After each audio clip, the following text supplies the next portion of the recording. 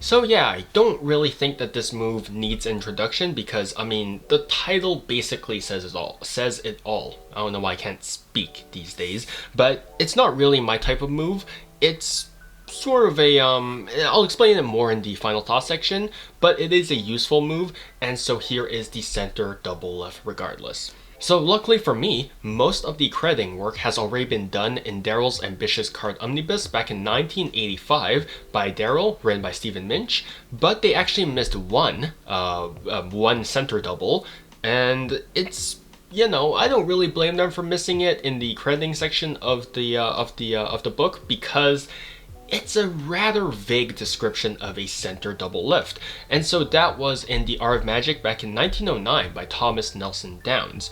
So I'll actually quote an entry describing the move, and you'll see how vague the move is. So, quote, "Instead of removing one card, the 8 must be taken out with a card underneath it, the 2 exactly fitting, and therefore appearing as one card," unquote.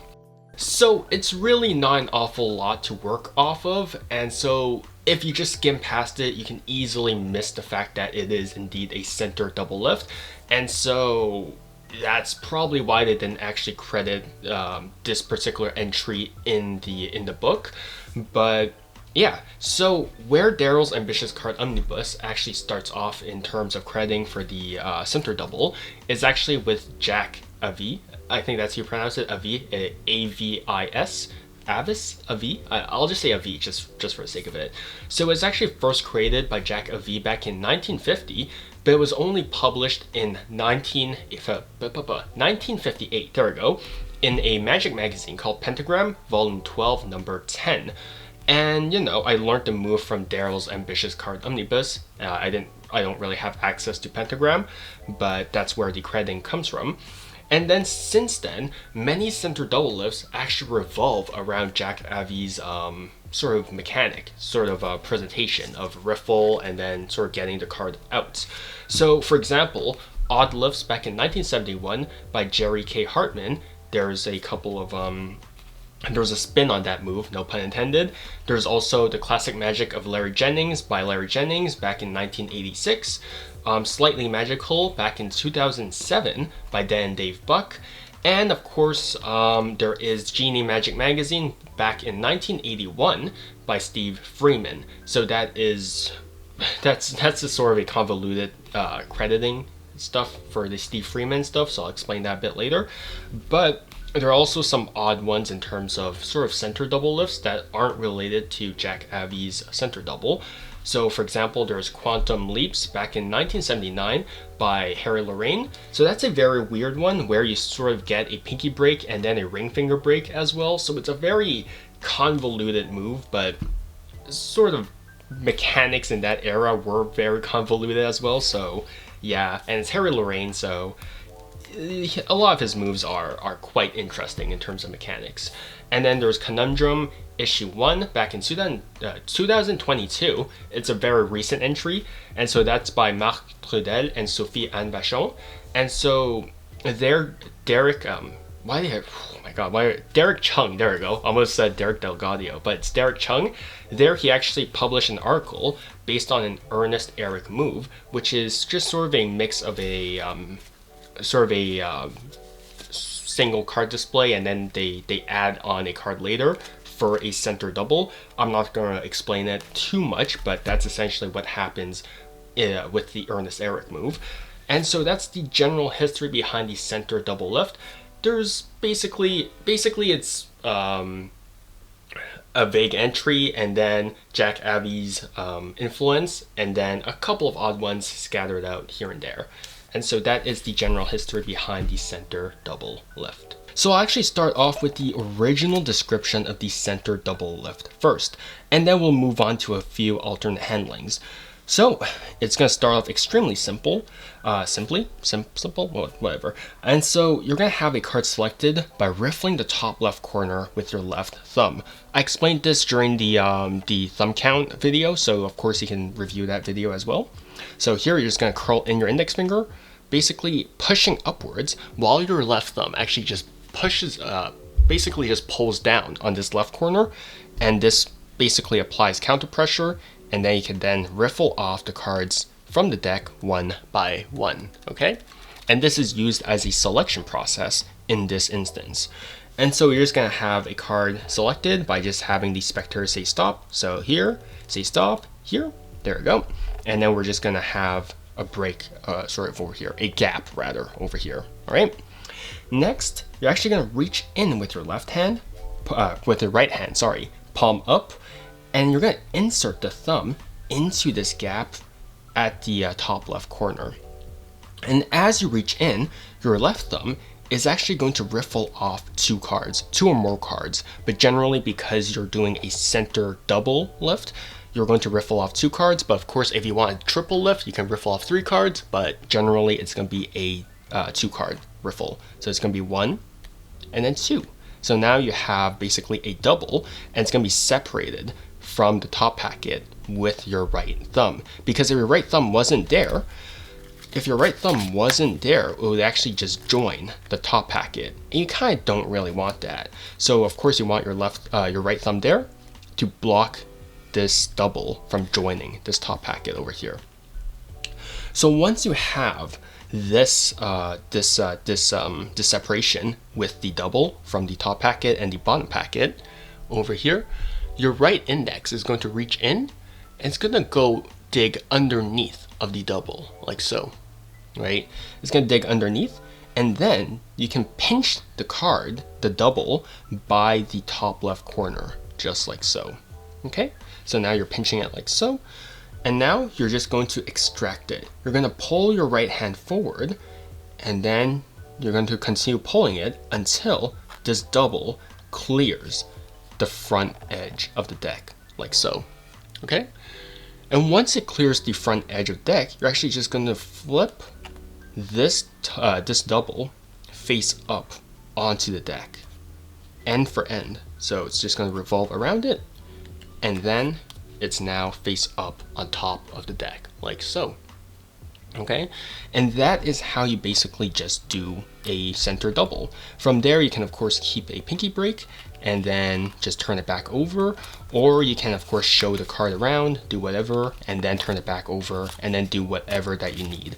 But generally, that is how the center double lift really works, is that you riffle off 2 more cards blocked by the thumb, clip in between of your index, pull forward until it clears the deck, flip it over, and we have a double on top of the deck. And that is the general mechanics of the center double lift as published by Avis.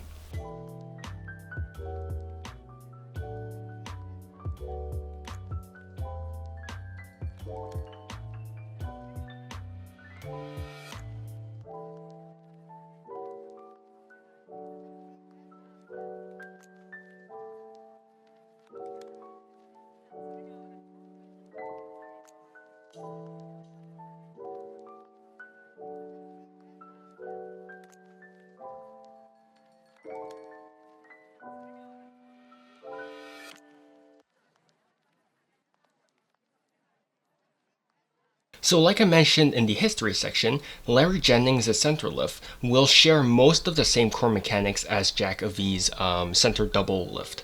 So it basically begins the same way. So your left thumb is going to riffle off the top left corner of the deck. The spectator calls out stop for their selection. Your right hand sticks the right thumb into the gap. Your left thumb riffles off 2 cards, 1, 2. And now this is where it actually changes, because here your index finger isn't going to curl underneath of the double, it's actually going to contact the top left corner of the double, just like so. So it's going to go directly on the round rather, like so. And now you're basically going to pivot this card out. You're basically going to pivot the double out by moving your right hand to the right.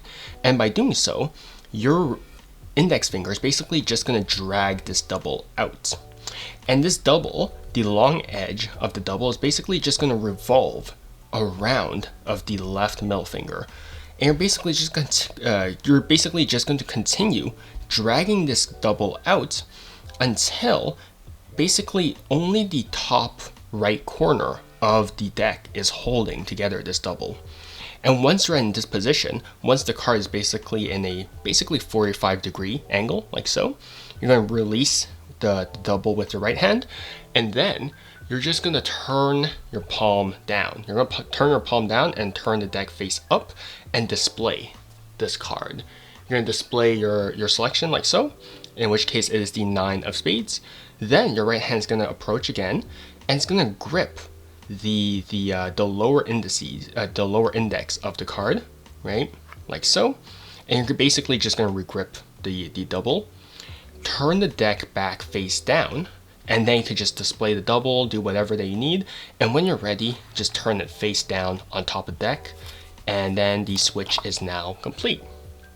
Right? So that is basically how you do the Larry Jennings center lift. It's a bit more flourishy. It's not really my type of move.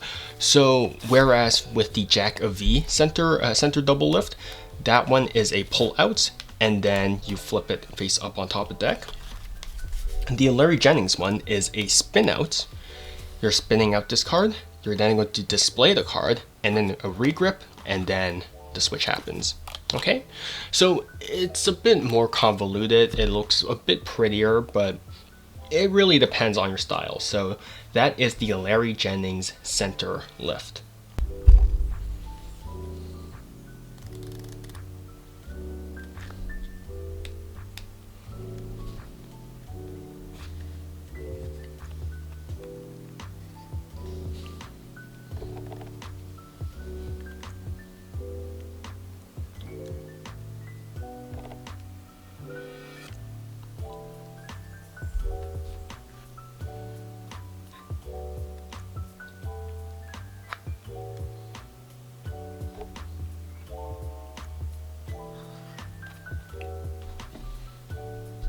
Now, of course, if you choose to be even more flourishy, you can of course turn to the Buck Twins, Dan and Dave for that.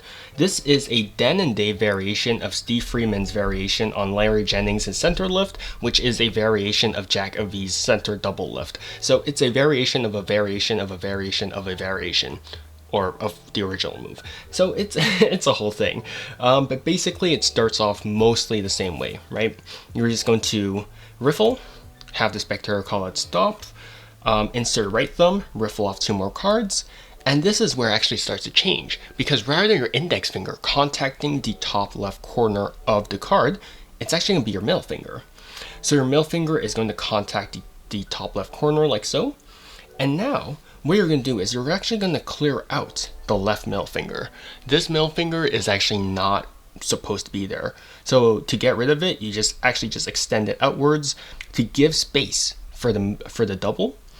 So now you're just going to move your right hand off to the right, causing the middle finger to spin out this card, revolving around of the left ring finger. So it's just going to revolve around the left middle finger like so. Okay, and we'll continue it until the card is basically at a 90-degree angle, just like so. From there, your right ring finger, is going to contact the rightmost short edge of the double. So you're going to contact here, and now you're basically just going to push this double through to the left. So you're going to move your right hand to the left, just like so. And at some point, your ring finger will contact the right long edge of the deck. So then you could just remove it, right? And then you can just use your middle finger to continue pushing this double out. And this double will actually glide on top of the ring finger. And then once it reaches this point, it's actually going to glide on top of the webbing of your thumb over here. So it's just going to glide on top of the ring and then the webbing of your thumb over here, right? And we'll continue doing this until more than half of the card is sticking out, just like so.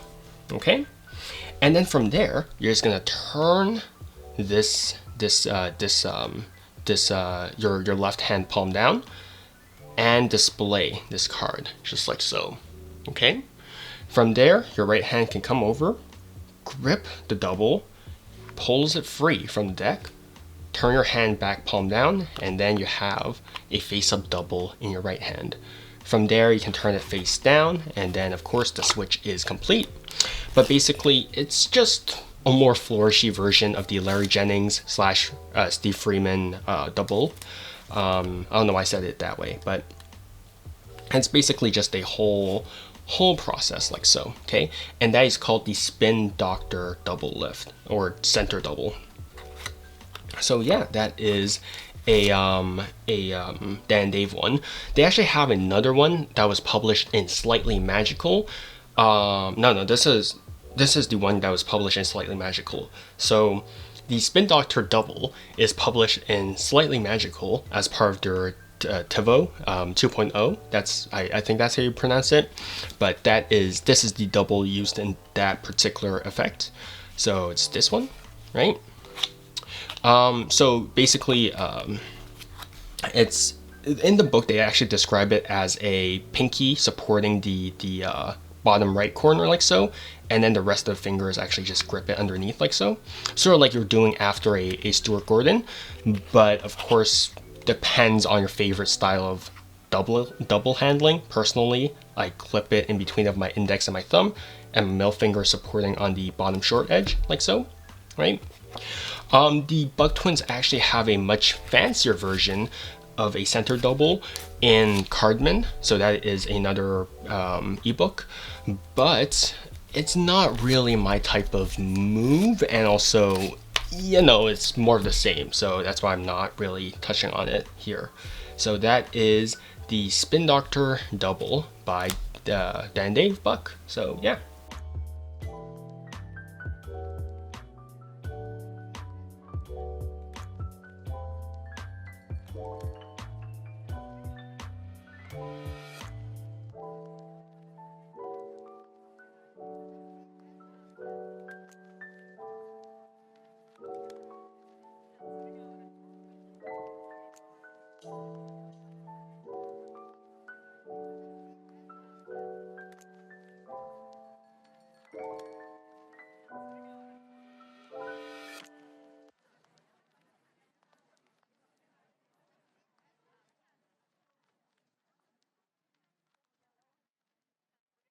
So I'm gonna be honest, I'm a bit ashamed to not know where this one comes from, because Magic does get a bit harder to track down once everything is in video format, because everything is kind of more difficult to catalog down.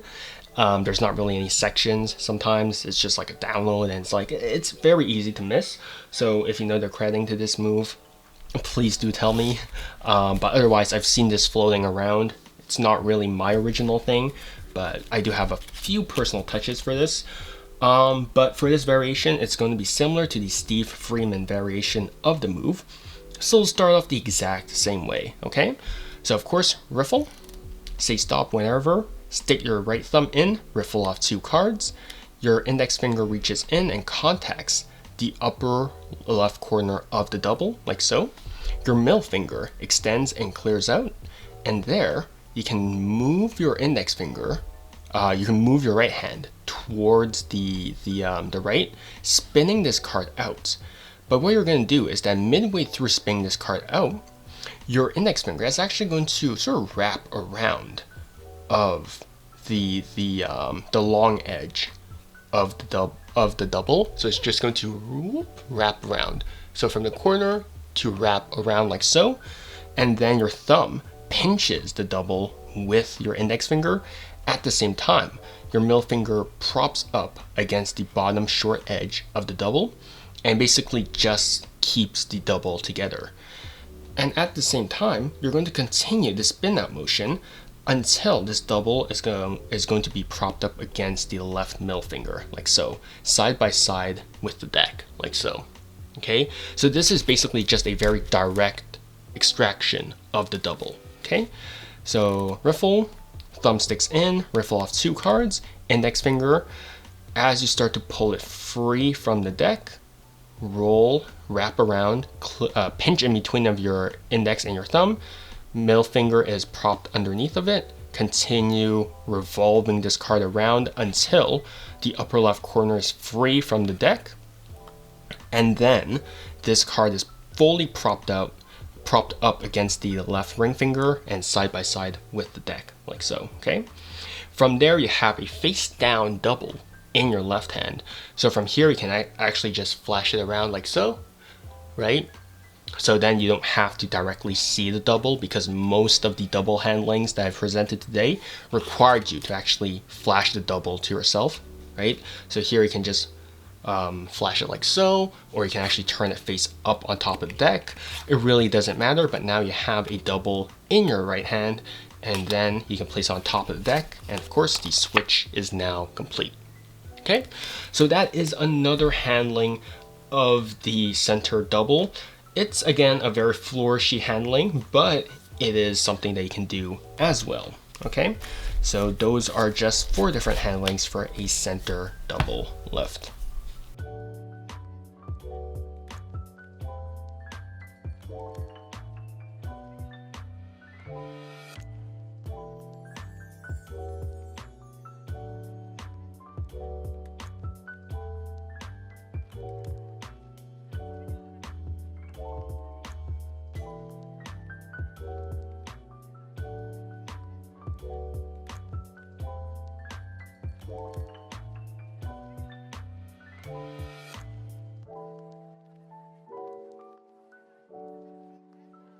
So I'm gonna talk about one last thing about the center double lift. This is something that I don't really see people talking about, even though it's built into the move.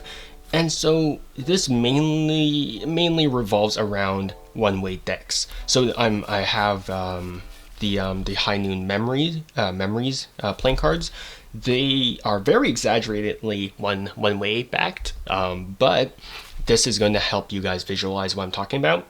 So if you actually noticed, a couple of these actually have a feature in which you revolve the double 180 degrees.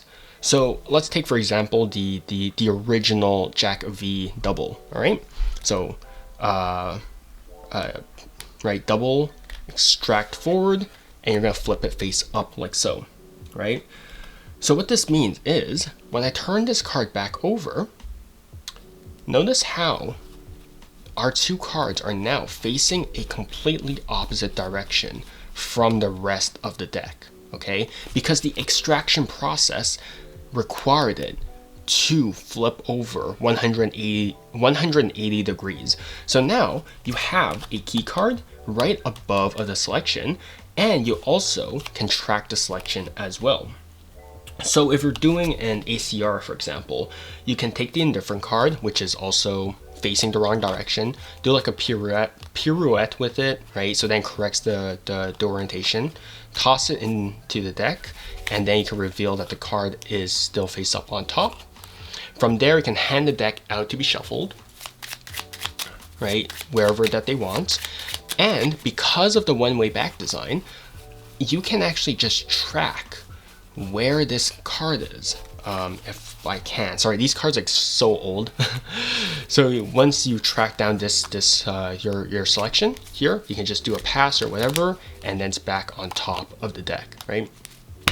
So right there, right then, you can have basically 2 phases of an ACR, one from a center double, and then you can easily track down the selection even through a shuffled deck, because of the one-way back design. So that's just a slight idea. The Dan Dave one and the Larry Jennings center double, they don't actually flip the card 180 degrees.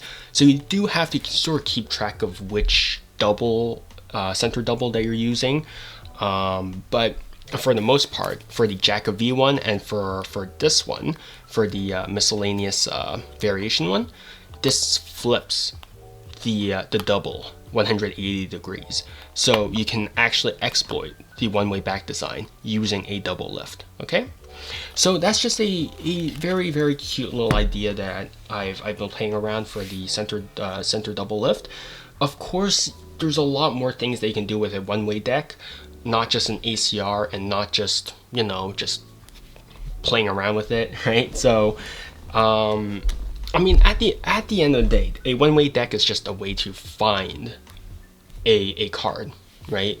So really, there's a lot of possibilities they can do with a one-way deck. The center double and how you use it to revolve a card 180 degrees, that's just another tool to get into a one-way deck and use its properties. So really it's up to you onto how you use it. But I just found it pretty interesting that no one actually mentions the fact that a center double causes a revolution of 180 degrees, which can be very helpful for people who, I don't know, who have a one-way deck and want to use it. So that is just another little small idea for the center double as well as a one-way deck. Obviously, don't use cards like this. They're gonna be way too obvious, because then it's like, oh yeah, it's yeah, this sea of blue, and then this one card is sticking out like a sore thumb. Yeah, no, it's definitely not relevant. But of course, if you have a more subtle design, or maybe like a pencil dotting, that will be very, very helpful. So please do keep that in mind. And that is just a small idea with one-way decks and center double lifts. Now, if you want to read more or learn more about center double lifts, of course there are many resources. I mean, I've detailed most of them in the history section, but for the sake of it, I'll actually still repeat a few of them. So Daryl's Ambitious Card Omnibus by Daryl, written by Stephen Minch, that has so many good resources. And you're wondering why I'm looking back, it's because my book is there. So that has so many resources on double lifts, switches, basically anything that contribute to an ACR. So make sure to actually go ahead and check it out. The Classic Magic of Larry Jennings by Larry Jennings, written by Mike Maxwell. That is where you can find the center lift, and along with a lot of other Larry Jennings creations. There is Conundrum Issue 1 by Marc Trudel and Sophie-Anne Vachon, so that is where you can find the Ernest Eric center double. There's the Classic Collection Volume 3 by Harry Lorraine, because that is where Quantum Leaps is found, so that is where the really weird Pinky Break, Ring Finger Break center double is from. Again, I don't really like that move, but if you're a move monkey and you want to find some interesting moves, why not go look at Harry Lorraine's work? Cardman by Dan and Dave, and of course Cy Enfield's Entertaining Card Magic Part 1 by Cy Enfield, written by Louis Ganson. So there is a very interesting center double. There it's called the Tweezer double lift, because you're actually taking two miscellaneous cards and you're actually extracting them. You're basically pinching out, right, a double using those two cards, right? So you're basically doing a quasi sandwich type thing, but of course that's a triple. Wow. Okay. So it's a very interesting idea. Not many people use it. I understand why. It's kind of bizarre. It's not really my type of move, but if you do want to research different doubles and different sort of handlings of center doubles, why not look at Cy Enfield's Entertaining Card Magic? And I think that's a lot of resources for you guys already. So, the center double lift. It's definitely a very useful move. I'm not necessarily the sort of the biggest fan of the context around the move, because I just don't like riffling. I don't like this. It's like, oh yeah, riffle to say stop or whatever. If this feels very, very contained, this feels too small for a selection process. When I want a card to be selected, I like to be very open with it, like having a card, fanned out, spread out on the table, or maybe a dribble, right? Because now you have that distance. That distance helps with making it sort of look bigger, sort of make it look less constrained, even though you can still do a timing force and all that stuff. So generally, I'm not the biggest fan of the left thumb riffle, say stop, do whatever, right? But to each their own. So personally, how I would handle it is I would just have a card selected, get like a break, and then do the double, right? I think that suits my type of handling a bit more. But again, to each their own. It's a personal choice, a stylistic choice, and it's one I can't really make for you. If you like this, then go ahead and use it. But me personally, again, I like it being open. I like it being sort of bigger than say stop, right? I think that's very, very limited. But yeah, you're the performer, you decide what you want, and yeah, ultimately that is your choice. But yeah, I think that about wraps up for the center double lift. Again, like I said, a very useful move, and stylistically it's yours to decide where you or not you want to use it. But yeah, I think that about wraps up. Hope you guys enjoyed this one. It's a relatively simple move, and I have no doubt that many of you guys have already learned this move, but I just want to have the addition of the one-way back design idea as well. But yeah, stay safe, stay healthy, and see you guys on the next one.